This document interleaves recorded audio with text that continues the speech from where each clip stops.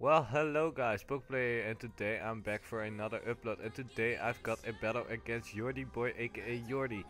And well, this guy has a cool YouTube channel. I would definitely recommend checking him out. I will leave the link of his YouTube channel and his Twitter in the description below if you want to battle him. He probably will if you ask him. And well, we decided to do a mixed tier battle, and we decided to do 1 OU, 4 UU and 1 RU, and I actually bought 1 BL2 I believe, or BL3. I don't know how the BL tiers work actually, because Sorok is in the BL tier. I didn't know that quite yet, I thought it was UU. But nonetheless, it did its job, and that's great. And my opponent brings the Mega Pidgeot, which is a really hard thing to check. And as it's OU Pokemon, he brings the Slowbro.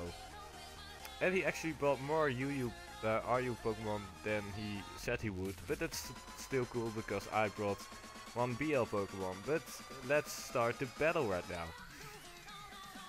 So my opponent decides to lead off with his Slowbro, while I lead off with my Mienshao, and this actually is the Mienshao. My Zorok right now is a Mienshao 2 right now, but I thought he would predict me to lead off with the Zorok, but unfortunately he didn't. But he predicts me right here to be the Zorok, that's why he switched out. I just went for the fake out, doing a good amount of damage to the Amoonguss, but Amoonguss has regenerated, so this damage actually doesn't really matter. But my Mienshao has regenerated as well. So we both got regenerated pokes, which is pretty cool. So I go for the U-turn, just some free damage. It won't matter a lot, but it still does some good damage considering all that stuff. So now I switch into my Durant, knowing that the Spore is coming, and I do have the Lumberry on this, which I do really enjoy on Durant. Durant doesn't really have a specific item that it could use very well, and the Lumberry works well actually. So right now here I just go for the X-Scissor just to get some damage off. I didn't want to risk him going for another Spore. Well, I'll try to set up with my home class, and it's a bit early on to set up with a Durant. Durant is a perfect Pokemon for a late game sweep, but not right now. So the X-Scissor still does some pretty nice damage, and here I was debating to either go into the Snorlax or the Sableye, but I decided to go to Snorlax, knowing that he would go for the Fabulous most likely, and my Sableye wouldn't take that very well. But this is a max defensive, thick fat Snorlax, and it actually gets critted right here, but it doesn't really matter too much. And now my opponent switches in the Pidgeot, while I actually switch out my Snorlax into the Sableye. And knowing that if you Mega Evolve, you still keep your old ability, so that means if Mega Sableye Mega Evolves, it will be faster for the first turn. Well, at least it will keep the Prankster for the first turn, so that means I can get my Calm Mind up before my opponent decides to go for the Hurricane. So that's what happens right here. I Mega Evolve my Sableye, which is an amazing design by the way. I really love it. Shiny is even better. And I go for the Calm Mind because the Prankster is still up. So now my opponent decides to go for the Hurricane. Oh, actually not. He decides to go for the Substitute, which was a really problem. But luckily enough, I don't get confused the first turn, because that is a pretty high chance on the Hurricane. I believe it's 30% chance, just as Scald. And luckily enough, my Dark Pulse does take out the sub. So right here I wanted to go for the Recover, see if I can stall him out a little bit, which I actually can, because I will regain a bit more health after he goes for the Hurricane, which is great. So I was hoping to get not confused, or if I got confused, not get hit in confusion right here, but I did get confused unfortunately enough, and I did hit myself. And I didn't really have a switch in on the Hurricane, because it's a goddamn powerful move. So I had to let my Sableye die. Unfortunately, it didn't do an awful lot, but that's okay, I guess. So now I switch in my Snorlax again, and I go for the Ice Punch. And my opponent goes for the Substitute.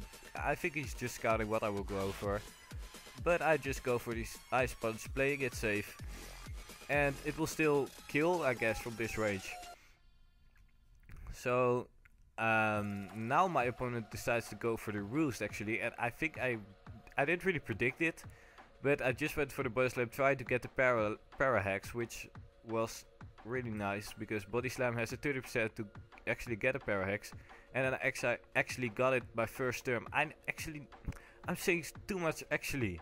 Sorry guys, my commentary is bad right now, but my luck on body slam paralyzes is really bad. But luckily enough, I got it right here, and that helped me out really nicely because that's his mega down. So now his mega is down, and he switches in his flint, and I did want to preserve this guy because it could still take a hit and maybe retaliate with a move, because this actually again, this is a Assault Vest Snorlax, but my opponent goes for close combat. I predicted that and went into my Crobat, and this is actually a special Crobat, guys, and that's why I went for the Giga Drain right here, and it did a over half to a Slowbro. That's amazing. This is a Specs Crobat, and it's just so good. Specs Crobat hits like every typing of Pokemon. It has Giga Drain for the water and rock types. It has Heat Wave for the steel types, and just both its stabs, Sludge Wave and Air Slash. It's amazing. So now I just want to play it safe. Maybe he wanted me to overpredict, so I just went for the Giga Drain, and it still did a good amount of damage to the Drapion, knowing that it's resisted. So Specs, whatchamacallit, is nothing to mess around with. Specs Crobat. So my opponent goes for the Sword Stance, and that is pretty scary, but I knew because my item was knocked off, he couldn't really hit me with anything that powerful except for Night Slash, but luckily enough he didn't run Night Slash, he ran knockoff, and the Lumberry was knocked off. If it wasn't, if the Lumberry wasn't wasted already, it would have died right here. So luckily enough I do manage to take out the Drapion with an X-Scissor after the home class, and my opponent goes for the Mach Punch right here. I didn't really expect it, but Durant is actually 1 base speed higher than Infernape, which is insane. You wouldn't expect a insect an ant like that being so fast. It's just really cool Pokemon. So now I switch in this thing again, and he doesn't have any kind of switch in. So I just went for the Air Slash because it hits everything on my opponent's side of the field. It does a crazy amount of damage against the Slowbro. So my opponent switches out again, tried to preserve his Slowbro to get some health back with the Regenerator, and goes into the Fun Guy, which is not a really good switch in. It actually takes 1 Air Slash, which it didn't really surprise me, but this must be max special attack, looking at how well he actually took it. I must say. But it can't take 2 Air Slashes, and that means that the Amoonguss is down right now. So that's one of the Regenerators pokes down, which is amazing. So now my opponent decides to switch in back this thing, knowing that it can take 1 Air Slash from this range, and I know that as well. So I switch it to my Zoroark, predicting the Psychic type move, and luckily enough my opponent goes for the Psychic type move. So that means that I can take it very well and retaliate with a Dark Pulse, actually. Not Dark Void, no. What's that move that only Zoroark learns? Night Days, not Night Days, because I run Dark Pulse. I like Dark Pulse, but Night Shade is Night Days. Well, I don't know. I just run Dark Pulse, and it does over half on the Donphan, which is great. So my opponent just goes for the Ice Shard, trying to get some extra damage off, which is okay. And here I get a crit on the Dark Pulse, which didn't really matter because it would have 2-shot it anyway. The crit was not needed right there. So now my opponent switches back in the Flint, which I don't have switch in on right now, and he makes a good play going for the U-turn. It would have killed my Zoroark either way, and he gets some momentum in the game back, so that's alright.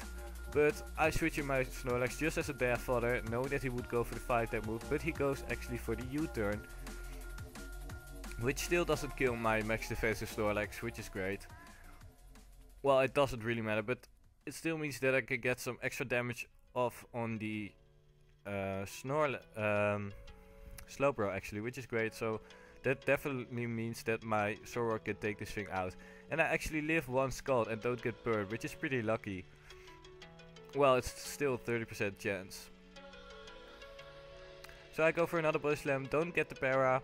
Well, it doesn't really matter because this thing is already slow and it doesn't really matter. So now my Snorlax is down and my opponent, or I believe I switch in my Zoroark right here. Let me see real quick. Yes, I switch in my Zoroark. This is actually my Zoroark, not my Crobat. You would think it is, but it isn't, because my Crobat goes for the Dark Pulse and it's the illusion on the Zoroark, which is an amazing ability. So my opponent definitely knows that I am the Zoroark right now, because Crobat can't even learn Dark Pulse.